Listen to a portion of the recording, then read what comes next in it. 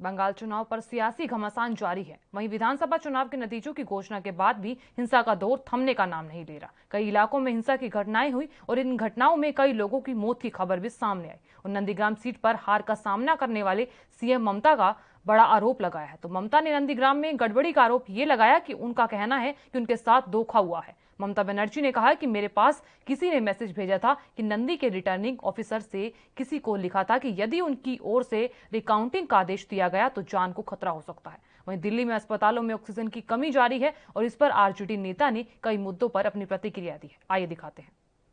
बयान हमने पढ़ा, ममता बनर्जी ने कहा होगा, लेकिन हमने अभी कहीं पढ़ा इसको कि रिटर्निंग अफसर ने कहा कि अगर हम रिकाउंटिंग का आदेश देते तो हमारी जान पर खतरा था। ये उन्होंने खुद कहा है। अब पता नहीं लिखित दिया है या नहीं दिया है, इसकी हमको जानकारी नहीं है, लेकिन ये गंभीर आरोप है। ये गंभीर आरोप है और इस आरोप से साबित होता है कि भारतीय जनता पार्टी कितना डिस्परेट थी ममता बनर्जी को नंदीग्राम में हराने के लिए। तो हमको लगता है कि ममता जी चुप नहीं बैठेंगी।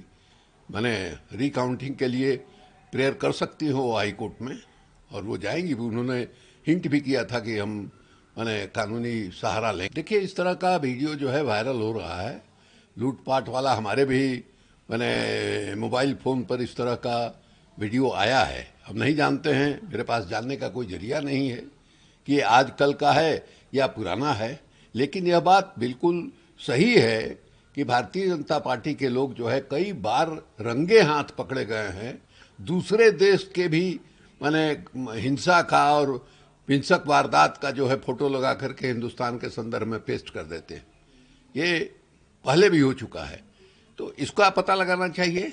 और दूसरे की अगर सचमुच में उत्साह में, अति उत्साह में टीएमसी के कार्यकर्ता इधर उधर कहीं कुछ गड़बड़ी कर रहे हो तो उसको मजबूती के साथ रोकना चाहिए। काफ़ी गंभीरता के साथ, और खास करके दिल्ली की जो हालत है उसमें ले रहा है। उसने सीधे आरोप लगाया कि 700 मीट्रिक टन का वहाँ रिक्वायरमेंट है, पहले से तय है, तो आपने 432 या 33 टन ही क्यों ये किया। और कहा था कि साहब आप रात तक जो है उसको पूरा कीजिए। अब नहीं जानते हैं पूरा हुआ कि नहीं हुआ, लेकिन बफर स्टॉक तो रहना चाहिए। अब देखिए, बेंगलोर में, कर्नाटक में 24 आदमी जो है ऑक्सीजन के अभाव में मर गए। एक तरफ सरकार दावेदारी कर रही है ऑक्सीजन की किसी तरह की कमी नहीं है, दवाई की किसी तरह की कमी नहीं है, और स्पष्ट तौर पर दिखाई देता है अभी जो 2 मई को 18 से 45 के बीच में जो वैक्सीन लेने का अभियान जो है शुरू किया गया था, वो महज 11 राज्यों में ही शुरू हो पाया। और आश्चर्यजनक बात है कि 11 राज्यों में 60% अकेले जो है गुजरात में हुआ। 51,000 से ज़्यादा लोगों को गुजरात में वैक्सीन लगा, और 15,000 के लगभग उत्तर प्रदेश में, और 12-13 हज़ार जो है महाराष्ट्र में, बाकी कहीं 400 कहीं 500। ये गुजरात में 51,000 कैसे लग गए भाई? इतना बड़ी संख्या में वैक्सीन को उपलब्ध कैसे हो गया, जबकि दूसरे राज्यों में वैक्सीन उपलब्ध नहीं हुआ है कि आरटीपीसीआर टेस्ट हो ही नहीं रहा है।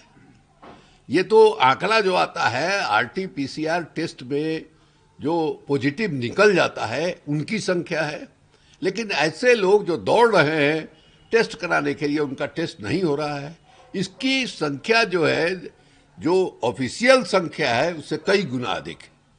उसी तरह से मौत के बारे में जो आंकड़ा है, वो अस्पताल में जो लोग मर रहे हैं पॉजिटिव केस का, उनका आंकड़ा है। लेकिन जो घरों में मर जा रहे हैं, जिनका अस्पताल में दाखिला नहीं हो रहा है, जिनको ऑक्सीजन की जरूरत नहीं है, जरूरत है आईसीयू में, वेंटिलेटर नहीं मिल रहा है, वो मर रहे हैं, उसका कहाँ आता पता चल रहा है। ये तो क्रिमेशन घाट जो है वहां जाने पर पता चलता है। आप वहां जब पूछिएगा कि ऑन एंड एवरेज जो है कितनी चिताएं जलती थी पहले और अब कितनी चिता जल रही है, तब साफ दिखाई दे रहा है कि ये महामारी है और लोग पटापट मर रहे हैं। देश दुनिया की खबरों के लिए एएनबी न्यूज को सब्सक्राइब करें और बेल आइकन दबाएं।